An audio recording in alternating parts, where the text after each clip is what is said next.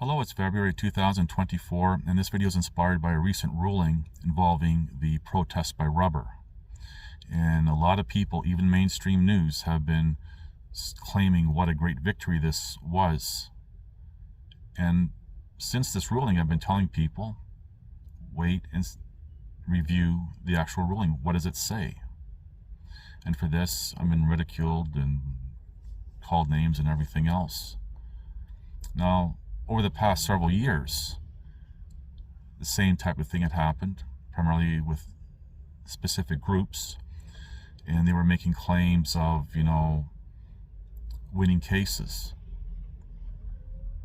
And I questioned them on it and even said a case that is dismissed, withdrawn, or even stayed is not a win. And I've explained specifically what staying of, for example, charges means.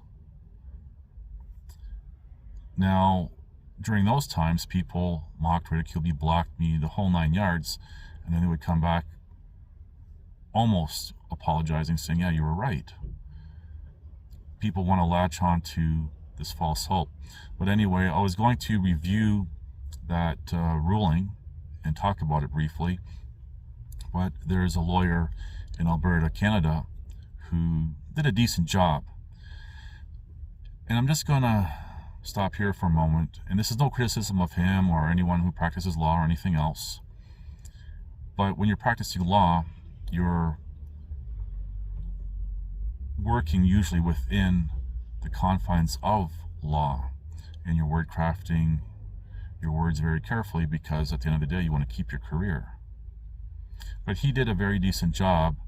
And I'm going to leave the link to his video in the description box below. It's very long. I think it's over 3 hours. And you can watch the beginning part and go right to the end and see what he has to say, and then watch the whole thing if you want. So there's no point of me really going through it. But even as he said, for example, the judge who made the ruling didn't care for the convoy, and there were things that he should have ruled in favor of but didn't. And it's not a real win when you actually break it down. Now, again, I haven't gone through it in detail, just skimmed through it. But yeah, the problem with this, and I've said this in videos, when people have this false hope and it's, they're talking, oh yeah, we're going to see politicians in prison and this and that person in prison and all this other stuff. And then when it doesn't happen and things are not as what they hoped for them to be, then it deflates people and breaks the morale, and just chips away over time. So this win, so-called win, is not anything spectacular. Now, at the same time, there's been a recent ruling in the United States with regards to imposing things that, for example, the protest by rubber was opposing. And even that is not a win, because although the cases, in both cases here in Canada and there, we're dealing with moot cases, the one in the United States said, because it's moot, there's no remedies or anything else. But they did somewhat rule in favor. I'm just trying to make this real simple.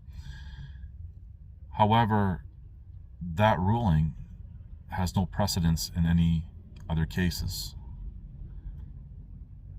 And what does that mean? It's pretty much useless. And I've said over the years, for example, how the courts, Crown prosecutors, lawyers, everyone can circumvent case law, laws, all these things ignore it, as with my case. And I'm just going to segue for a moment with my case, the way I handled my case, because the information that was being given to me on how it was being handled by the courts and everyone else, and interference, political interference, the way I handled my case, I would have never even remotely suggested to a client to handle it the way I did, or would I have handled their case the way I handled mine. But anyway, I digress. So what can you take from all this? Well, I guess that's really up to you on how you want to perceive everything. If you want to say, well, yeah, this is great, you want to have that false hope, but the system is not going to defeat itself or put itself in this position where it can potentially defeat itself by using its own words, for example. And I've highlighted and I've done specific videos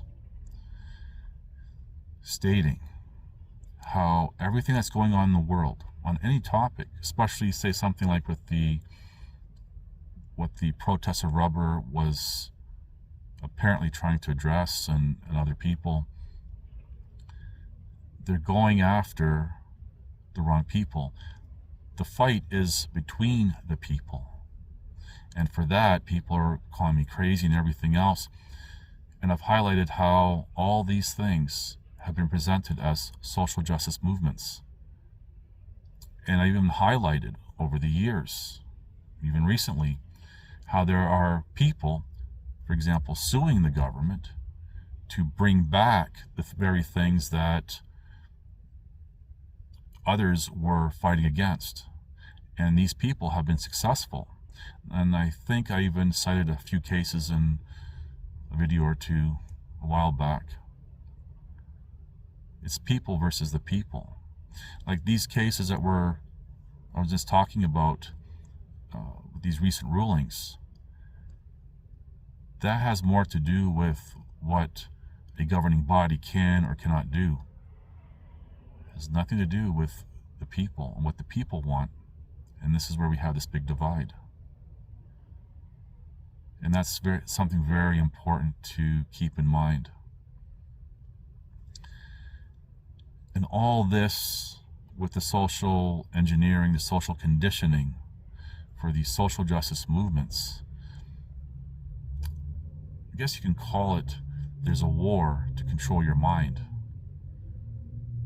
And there's so many layers, and I've said repeatedly over many, many years, there are many layers to, as a descriptive, a common descriptive, to wake up to. And many will wake up to one or several things, only to slumber in something else while slumbering in everything else. And we see so much division among people on so many different topics. And we live in the world of cancel culture where you say one wrong word and boom, people are against you. I even highlighted in a recent video how, I think it was one or several of my comments, how there's two complete opposite interpretations of that, and I was getting slammed by both sides. In reality, I was taking a neutral position. And even recently there's been a comment on one of my latest videos where someone went on this rant about religion, and the video had nothing to do about religion, and the title really didn't reflect the topic. I was being very specific throughout that video. But again, we live in this world now where not only do we have a lack of reading comprehension skills, critical thinking skills, and all these things, but we have people just making uninformed conclusions, etc. Anyway, that's all I really want to say about the case here in Canada and bringing up the one in the US. Before anyone jumps up and down for joy, wait. see what it's really all about. Anyway, thank you for watching. Please like, subscribe, comment, and share.